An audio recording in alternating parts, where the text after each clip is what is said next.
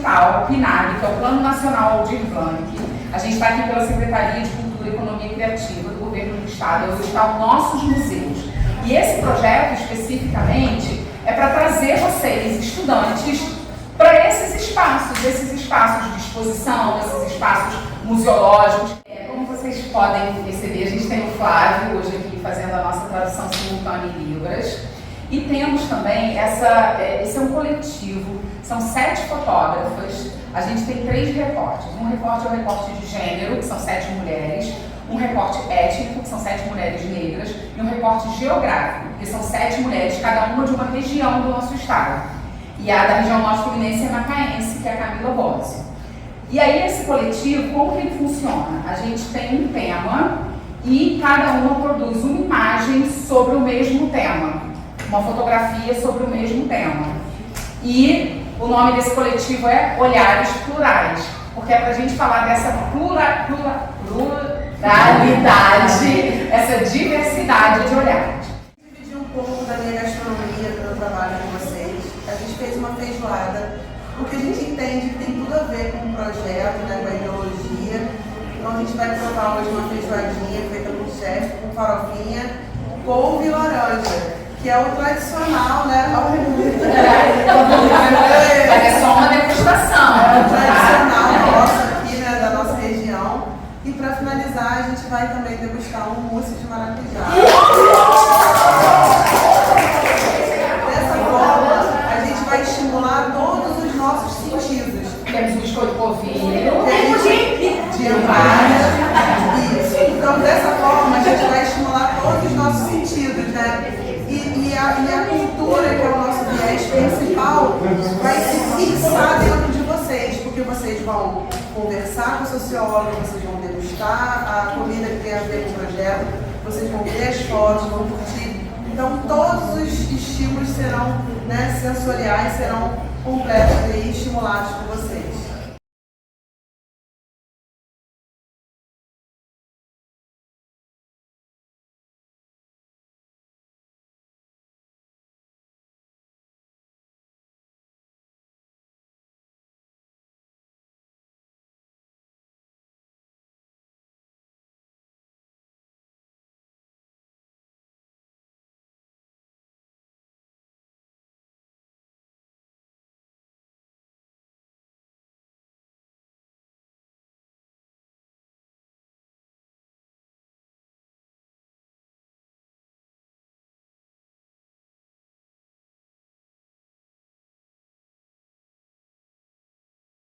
Aprenderam como é que fala memória e identidade em Libras?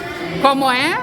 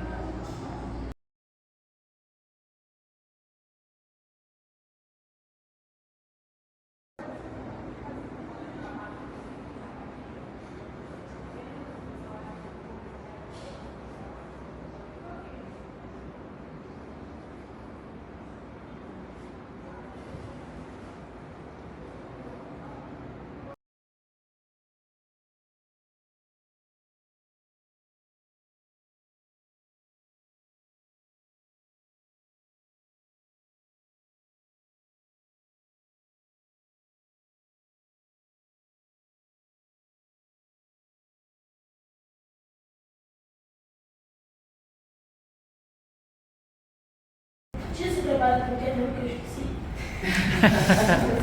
Olha completa. Eu sou socióloga. Hoje eu falei do meu trabalho, que quase nunca falo do meu trabalho. Como a Simone já me apresentou, eu sou a Karine Passos. Sou macaense, temos macaenses aqui. Sou macaense, sou socióloga, pesquisadora. É a primeira vez de vocês nesse espaço? Quem já veio aqui antes? Você já veio aqui? Olha, que legal, teve um evento do Matsudan no início do ano aqui no Solar dos Melos. Bom, esse é um espaço interessante da gente estar, muito importante para a cidade. Queria agradecer o convite da Simone, que está sempre com projetos incríveis e minha amiga. A gente troca muitas ideias, enfim, importantes. Então, obrigada, Simone, pelo convite. Então, é muito importante a gente estar aqui hoje, é importante vocês estarem aqui hoje. A gente tem uma proposta que é fazer uma conversa. A gente vai falar um pouquinho sobre memória e identidade. Vocês vão ver uma exposição, como a Simone já introduziu aqui, que fala sobre memória e sobre identidade. Mas antes da exposição, vamos ter um diálogo sobre isso. Primeiro ponto para a gente começar a nossa conversa. A outra coisa, eu vou falando, eu tenho aqui um tempo de fala de uns 20 a 25 minutos mais ou menos. E depois, se vocês tiverem dúvidas, ou se alguma coisa da minha fala não ficar muito esclarecido para vocês, vai anotando aí, vai guardando o que vocês querem me perguntar. E quando terminar a minha fala, a gente vai abrir uma conversa. Aí vocês podem colocar as impressões de vocês sobre o que a gente acabou de falar. Vocês podem colocar perguntas que vocês tenham, curiosidades que vocês tenham, tá bom? Então, ao longo da minha fala, vai guardando essas informações. Então, a gente tem aqui, primeiro, antes da gente começar esse diálogo, eu já quero começar com vocês falando. Eu queria que alguém me dissesse o que é memória. Algo que a gente lembra? Algo que a gente lembra. Como é seu nome? Vitor Rangel. Vitor, muito obrigada pela contribuição. Mais alguma coisa? Assim, quando eu falo memória, o que é memória? Alguma Lembra? Guarda. maravilhosa. Como é seu nome? Anne. Rani. Ela Rania. Ela disse o seguinte, que é uma coisa que a gente lembra, que a gente guarda. Isso é memória. Temos mais contribuições do que a memória? Não?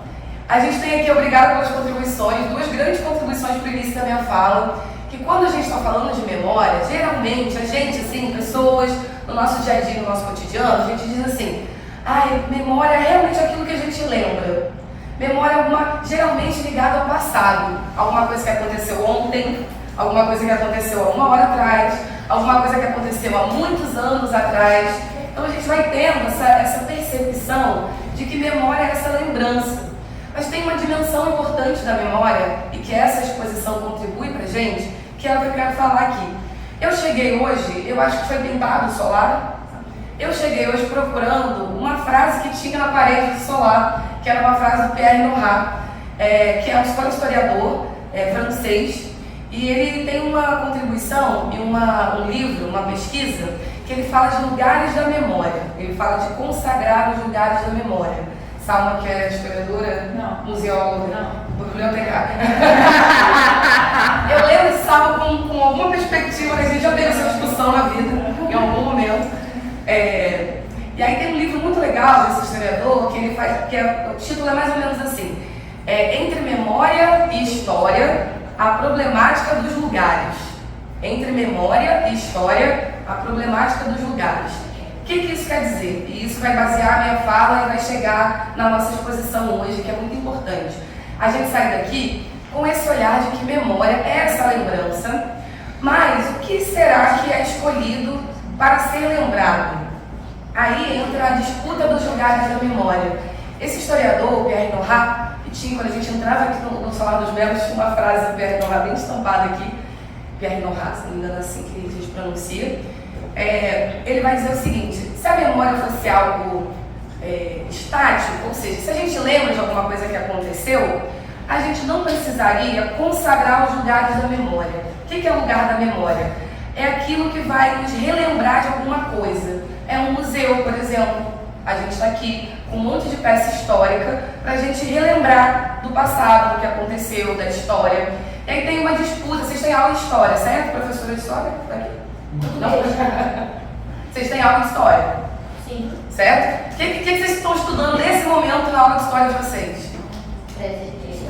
A Grécia Antiga, sexto ano. Isso mesmo.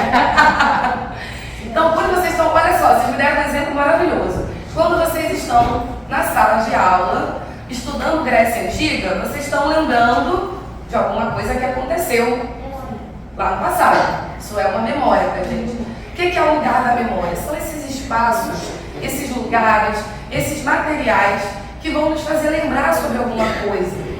E aí, qual que é a discussão entre memória, vou fazer o link com a memória e com a identidade, que tem a ver com a nossa exposição, mas eu queria que vocês saíssem daqui entendendo que nem tudo na nossa sociedade quer ser lembrado. Essa é a discussão da memória. A memória, a gente chama ela de uma memória política. Então, por exemplo, vou dar um exemplo que se relaciona com a nossa exposição. Essa é uma exposição que está trazendo 7 mulheres negras, é uma exposição que está trazendo um olhar sobre memória e identidade, que tem um elemento racial como constitutivo do que a gente quer expor ali. Lembrando que a gente fala de identidade, acho que vocês devem ouvir falar muito sobre isso. Quando a gente fala de identidade, muitas vezes a gente fala assim, a identidade tem a ver com relações raciais. Esqueci de falar isso no meu início aqui. Eu pesquiso relações raciais há mais de 10 anos, estou finalizando o doutorado agora, então é onde eu consigo trazer mais contribuições para vocês. Quando a gente fala de identidade, a gente fala assim, identidade, vai ter alguma coisa de relações raciais. Mas a gente esquece que identidade é aquilo que se racializa, não é só a pessoa negra que é racializada, as pessoas brancas também são. Existe uma identidade também com a cor daquela pele, com a história que esse indivíduo carrega. Então é importante fazer essa distinção. Vou voltar para a memória. Já que a gente está falando das relações sociais nessa exposição, a gente vai ter que pensar assim, bom, a gente vive uma sociedade, vocês já devem ter estudado, não lembro agora que o conteúdo programático de onde vocês estão até esse momento, mas vocês já devem ter estudado o período escravocrata no Brasil, ou já ouviram falar, ou sabem que nós vivemos uma sociedade que foi construída economicamente numa base que tinha o elemento econômico como o trabalho compulsório, que era a escravidão. A gente sabe disso, certo? Todos nós sabemos disso. Então, o que acontece para a gente organizar as bases da sociedade brasileira? Quem nós somos enquanto indivíduos? Isso é muito importante. Quem nós somos, a nossa relação com a nossa família, mas quem nós somos enquanto povo brasileiro. O que acontece ao longo do tempo, que a gente tem ao longo do tempo, é que isso que é próprio da memória preta no Brasil, desses indivíduos negros que aqui estou vendo várias pessoas negras aqui nessa sala, ao longo do tempo, essa memória, ela não foi assim, sendo tão solidificada. Por exemplo, a gente teve aqui no Brasil uma comissão, chamada Comissão da Verdade. Ela tinha, nossa amiga ali fez parte da comissão aqui em Macaé, Raíssa. A Comissão da Verdade, ela teve o intuito de trazer informações do que aconteceu no período político do Brasil, que foi muito difícil para todo mundo, e ela nomeou quem são essas pessoas, o que aconteceu naquela época. Nós não tivemos no Brasil uma Comissão da Verdade e Escravidão, por exemplo. Houve tentativas de fazer isso. Então, como é que a gente lembra daquilo que aconteceu no passado e como isso impacta a gente hoje? A gente não tem no Brasil um grande museu, que é um museu que vai falar de memória e escravidão. Tinha, por exemplo, no slogan da Comissão da Verdade, tinha uma frase que era assim, para que não aconteça, para que nunca aconteça, não, para que não aconteça, para que não se esqueça, para que nunca mais aconteça. O que isso significa nessa frase? Quando eu estou lembrando de um passado que não foi legal para a maior parte da população, quando eu estou lembrando, quando a sociedade inteira está muito bem apropriada desse passado, a gente vai entendendo que não dá para isso acontecer de novo.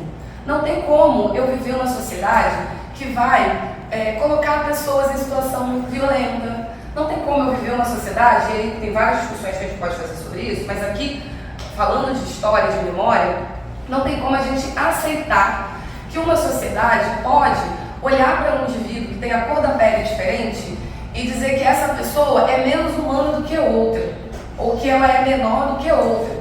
Como é que a gente faz isso, na nossa sociedade? Lembrando. Por isso é importante vocês virem ao museu, por isso é importante vocês terem contato com livros, com materiais que vão falar assim, mas peraí, o que aconteceu no passado? Mas eu estou entendendo que isso que aconteceu no passado não é legal, então eu não quero que se repita no presente. Aí vem a discussão da memória. A discussão da memória é o seguinte, ela é uma disputa. Aquilo que vai ser lembrado por todos nós na sociedade brasileira não está dado assim, como o nosso amigo Vitor falou. Memória é aquilo que aconteceu, aquilo que a gente lembra. Mas aonde que a gente lembra? Se eu quero uma informação sobre um passado do Brasil, aonde que eu vou buscar isso? Exemplos. Museu. Pesquisas. Pesquisa, museu, livros, bibliotecas, certo? Então, o que está lá? Qual é conteúdo? Aí é que entra a discussão política da memória. Qual é o conteúdo desse livro? Será que esse livro está trazendo, de fato, o que aconteceu, como aconteceu? Porque aí entra a história, né? Essa discussão entre memória e história. Memória é o fato vivido, aquilo que aconteceu. História é o fato histórico. Então eu preciso transformar essa memória numa coisa que aconteceu. E aí o que a gente faz? A gente compra essa história como se ela fosse uma linha do tempo. Olha, primeiro aconteceu isso, depois aconteceu aquilo, depois aconteceu aquilo. Mas a gente sabe que na prática as coisas acontecem assim, ó. Um monte de coisa acontece ao mesmo tempo. Então a história dá um encadeamento, ele organiza o fato histórico. A memória é isso que precisa dizer. Lá no passado aconteceram coisas que hoje se contam de uma forma que talvez, aí falando da relação racial, aquela população negra fala assim, mas peraí, não é assim que eu quero contar. Olha uma informação importante. Quando a gente fala povos indígenas no Brasil, todo mundo sabe do que eu estou falando, certo? Povos indígenas. Tem uma discussão hoje de que esse nome não é um nome que é tão representativo desse grupo, dessa nação, que a gente pode chamar de nação, que está em território brasileiro. Antes dessa, muitas aspas, descoberta do Brasil, existiam povos que aqui estavam. E algumas pesquisas dizem pra gente hoje que eles chamavam essa terra de Pindorama. Então a gente já tem escutado em algumas pesquisas, ao invés de a gente falar povos indígenas, a gente falar povos pindorâmicos ou povos originários. Isso tudo, essa maneira de dizer, é uma disputa. Ou seja, por que hoje a gente conhece como povos indígenas e por que se a gente pesquisar direitinho, a gente está falando de povos pindorâmicos? Ou seja, esse grupo que aqui estava. Se eles fossem contar a sua história, dessa memória que tem que ser mantida, como é que eles contariam? Essa é a discussão da memória. Quem está contando aquilo que é a memória? Quem está dizendo o que é importante de estar no museu, de estar num livro? Então, toda vez que vocês lembrarem de memória agora, vocês pensam assim, mas peraí, quem está contando essa memória aqui? Né? Que elemento é esse aqui dessa memória?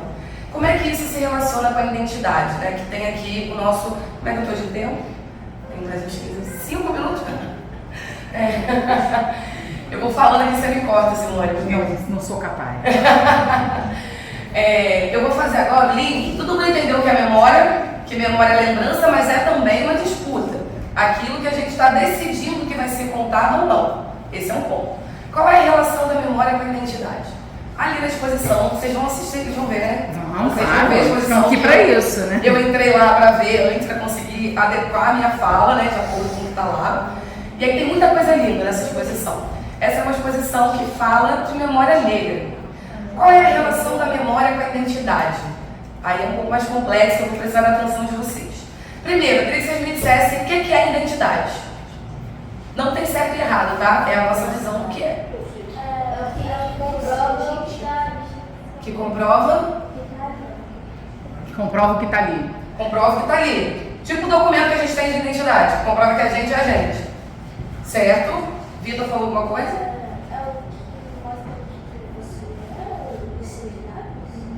É o que mostra que você? O que mostra seus dados. Ou seja, quem você é. Muito bom. Temos mais alguma visão do que é a identidade? Oi? Para te identificar. Nossa, vocês são maravilhosos. Pode ser estilo? Sim, pode ser estilo. Vocês trouxeram elementos aqui importantíssimos, que é, o que é identidade? É isso que nos identifica, certo? Aí a gente tem para nos identificar um documento, a gente tem para nos identificar um estilo. Qual é o estilo da Karine? Qual é o estilo da Simone? Isso é uma marca, isso é parte da nossa identidade. Quando a gente está falando de identidade coletiva, ou seja, o que nós somos enquanto povo, enquanto nação brasileira, aí é um pouco mais complexo, o que nós somos enquanto pessoas negras no Brasil. Muitas vezes a gente acha que a identidade, em especial para nós pessoas negras, né, quando a gente fala de relações raciais, a gente diz assim, essa pessoa é negra porque eu olho para ela e vejo que a cor da pele dela é escura ou que ela tem traços que têm a ver com a identidade negra. Isso é verdade? Sim. Mas mais uma vez eu vou trazer mais um elemento político aqui para a gente falar de identidade, assim como eu trouxe da memória. essa identidade, isso que a gente está pensando enquanto indivíduos, não é só aquilo que a gente vê, né? A gente vê a nossa cor da pele, nossos traços, a gente se identifica. Para além do que a gente vê, o que mais tem que a gente pode se identificar com um grupo de pessoas negras no Brasil, com uma população negra? Aí é que entra a relação entre memória e identidade. O primeiro livro que eu li sobre relações raciais, eu tinha 19 anos, eu já não estava tão jovem assim. E foi uma pessoa aqui de Macaé, a gente estava num grupo de discussão, aí a pessoa me veio com um livro. O livro chama, eu falo desse livro toda vez que eu estou em lugares públicos, porque ele realmente é um livro importante pra gente. O nome desse livro é Tornar-se Negro. É da Neuza Souza Santos, ou Neuza Santos Souza, eu nunca lembro o sobrenome dela. Ela foi uma brasileira, uma mulher negra, ela foi psicanalista, e ela discutiu no conteúdo desse livro o que era tornar-se negro. Qual era o conteúdo desse livro? O que ela estava dizendo pra gente? Aí a gente vai dizer assim, ué, Karine, tornar-se negro? Mas quando a gente nasce, a gente estava discutindo identidade, certo? Que vocês falaram que é um estilo, que é aquilo que nos identifica. Aí vocês vão perguntar, mas como é que eu me torno negro se eu já vou nascer negro?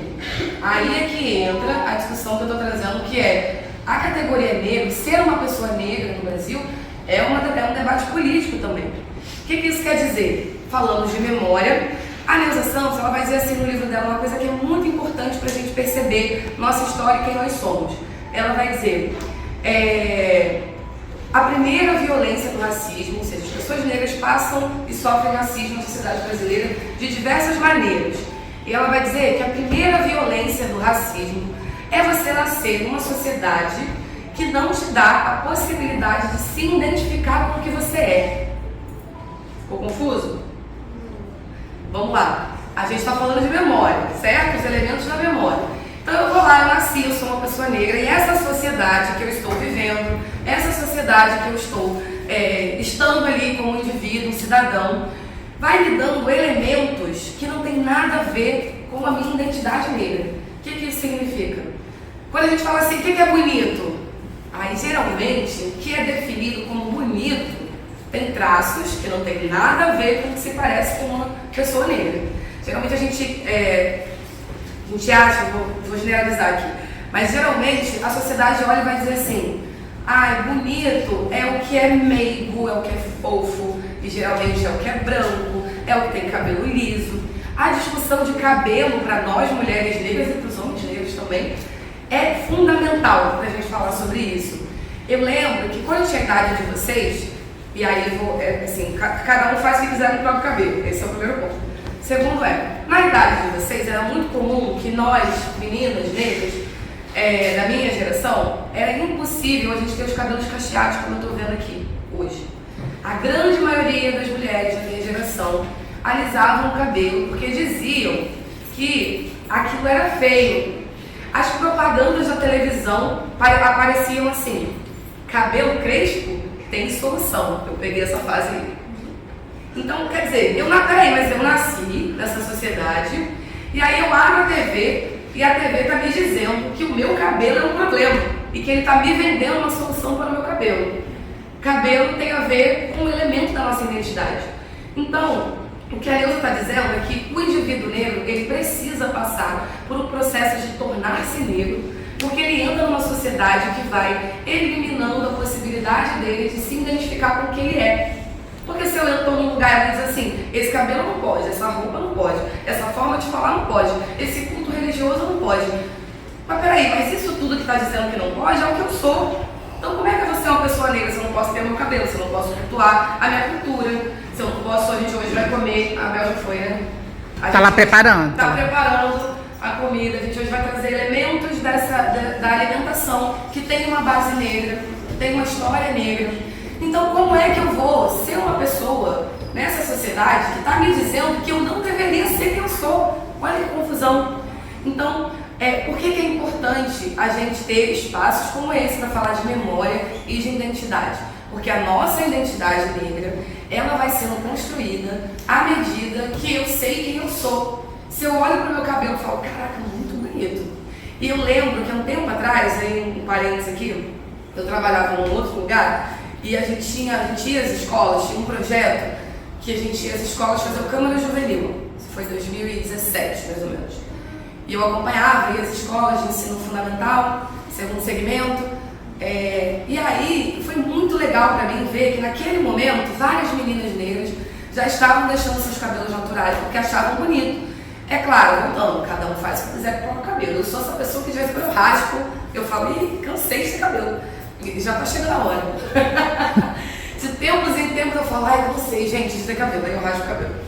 Então é isso, cada um faz o que quiser. Mas a gente tem que pensar se isso que a gente está fazendo com a nossa imagem é porque a gente quer ou porque alguém está dizendo que isso é feio. Então como é que eu posso nascer numa sociedade que diz que ser quem eu sou não deveria ser? Então essa exposição ela é muito importante e ela é muito potente porque ela traz dois elementos muito importantes, a memória e a identidade que se relacionam. Então a gente começou aqui falando que a memória é política, o que vai ser lembrado é político. Então é preciso, como disse Pierre Nora no começo aqui da fala, consagrar os lugares da memória para que eu nasça numa sociedade que eu olhe para quem eu sou e eu veja possibilidades de me identificar com aquilo que eu sou, com a minha história. Quer ver uma coisa importante para falar de identidade? Árvore genealógica. Sabe o que é?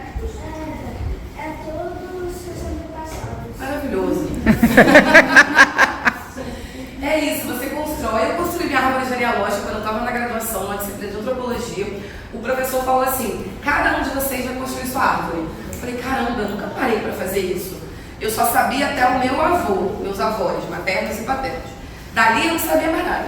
Então eu fui nos mais velhos da família, eu fui lá dizendo assim, gente, quem veio antes? Aí uma confusão, ninguém lembrava direito. E aí eu consegui chegar até meus bisavós e construir a minha árvore genealógica. Era um dever de casa da faculdade, era um negócio que a gente tinha que levar para ganhar ponto na faculdade. E eu lembro que eu fiquei assim, muito apaixonada por construir a minha árvore genealógica. Mas também, na pesquisa, cheguei num ponto importante. A gente está falando aqui de que a gente precisa se identificar. Como é que eu me identifico sem saber quem veio antes? Se vocês aqui, ou pessoas negras no Brasil, tentarem construir a sua árvore genealógica, chega uma hora que você não consegue mais. Você chega a ser um tataravô, talvez, se você tiver essa memória na família, e depois você não consegue mais subir, você não sabe quem veio antes. O que isso significa? Que nos foi tirado a possibilidade de saber quem são os nossos antepassados. A gente vem de um processo escravocrata no Brasil, que vai misturando etnias, pessoas negras que vieram forçadas, né, foram trazidas em trabalho compulsório. Chegou aqui, as etnias se misturaram, as línguas se misturaram, e nós não sabemos quem são os nossos tataravô. Não temos a possibilidade de saber sobre isso. Eu voltei agora um pouco de um tempo fora, que eu fui estudar, e lá fora é muito comum que se tenha árvore genealógica. Eu conheci pessoas que sabiam muito, e quando eles tinham um álbum de fotos, quando nascia alguém novo, já colava a fotinha no álbum. Então eles tinham uma memória da família muito grande, e essa memória é importante para a identidade também. Então a gente tem no Brasil um monte de processos que nos impediram de olhar para a gente enquanto indivíduos, de olhar para a gente enquanto povo. Então é importante que a gente tenha uma exposição como essa, que está sendo promovida, que vai ficar aqui até o final até mês que vem, 14 de novembro. Então vocês podem convidar os familiares de vocês podem convidar os amigos de vocês para ver a exposição. É uma exposição que retrata diferentes olhares sobre a relação racial, sobre ser negro no Brasil. É o que está posto ali pra gente nessa exposição. Então é importante que vocês olhem para essa exposição, lembrando, sei que eu falei muita coisa, que às vezes é difícil lembrar, mas lembrando dessas coisas, desses elementos que eu trouxe. Memória, política, identidade também. A gente precisa entender o que vai ser lembrado. Então, diante disso, eu queria que a partir de hoje, toda vez que vocês forem num museu, forem num espaço que está trazendo uma discussão sobre memória e história, vocês percebessem qual é a história que está sendo contada. Será que não está faltando uma parte da história negra no Brasil? Isso a gente tem que se perguntar quando a gente está num lugar como esse.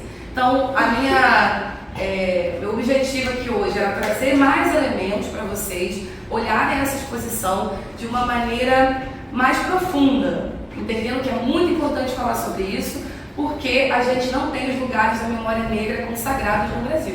A gente vai ver a memória negra de uma maneira, tá na religião, tá nos movimentos sociais, é a gente que vai trazendo isso, mas a gente tem que lembrar, não pode esquecer, a gente tem que lembrar, porque a memória oficial desse país não está contando a história negra como deveria. Então, por isso que é importante a gente olhar para essa exposição e é importante a gente também se perguntar, quem está contando isso aqui? Tá? A partir de hoje, plantar essa sementinha na cabeça de vocês para que a gente se pergunte sobre isso. O meu tempo acabou. Quer abrir para perguntas? Uma salva de palmas, né?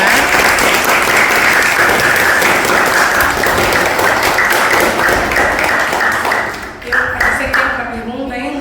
Tem um tempinho para perguntas. Então, estou à disposição. Pode ser pergunta, pode ser assim, tia, lembrei de uma coisa durante a minha fala. Aí vocês podem falar, não precisa ser só pergunta não. Podem ser colocações. Alguém? Sem timidez?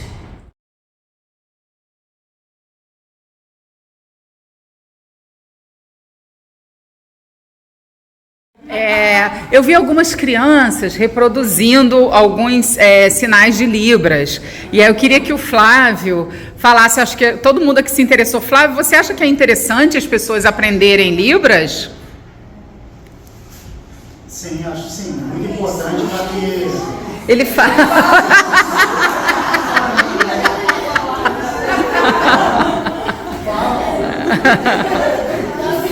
É importante, sim, para que aconteça uma inclusão verdadeira em relação aos surdos brasileiros também.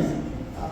Em relação à língua, principalmente, que esse é o sinal, ela é uma língua. Assim como ela falou aqui anteriormente, é uma língua de uma minoria no Brasil, que são os surdos. Surdos é esse sinal aqui. Ao deparar com o surdo, não é necessário que vocês fiquem gritando, que ele não vai entender nada, ele não escuta. Ele se comunica através da língua de sinais, que é a Libras. Então como é que ele vai saber que ele tem que fazer isso? essa é uma boa pergunta. Onde que pode aprender Libras? Ele fica achando que eu não falava, é isso? É igual se você encontrar na rua do surdo, ou na escola. Tentar se comunicar. Oi, tudo bem?